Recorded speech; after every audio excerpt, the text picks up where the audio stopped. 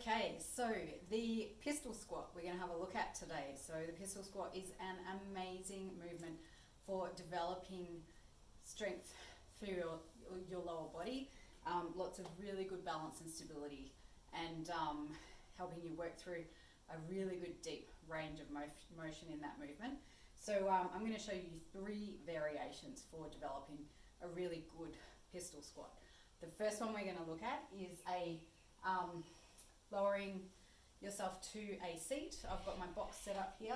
So all you need to do is get yourself in front of your seat.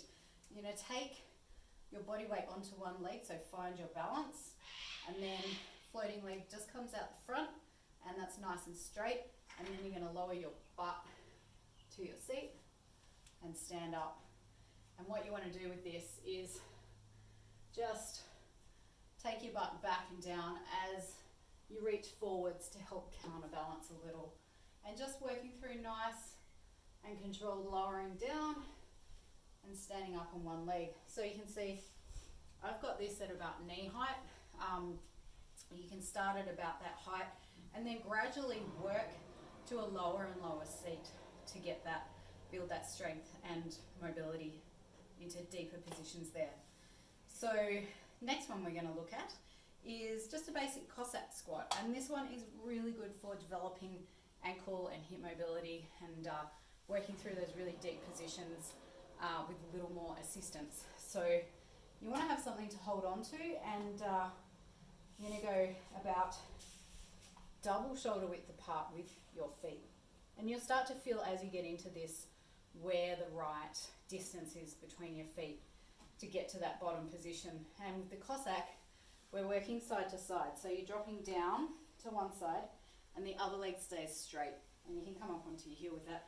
We're using the arms to assist, and then coming down and working into that, letting your heel come right down and stay down on the floor. So rather than coming forwards, if you feel that, you can just come back and work through that ankle mobility. So working, coming straight up and then working down from side to side. That's a really good one to get used to the feel of being right down in the bottom of that squat, and using something to hold on to for a bit of assistance.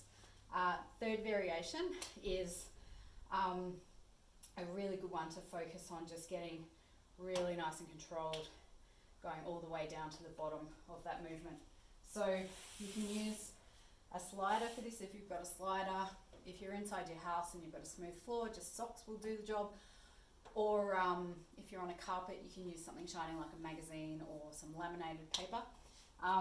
So one heel goes on the slider, and that's going to come out to the front as you squat down on the other leg. And again, you can use something to hold on to for a bit of extra assistance. So we're going to lower down, and that leg comes straight out in front, and then we're going to pull it back in and stand up on 2 legs. So it's lower down, pull it in, and stand up.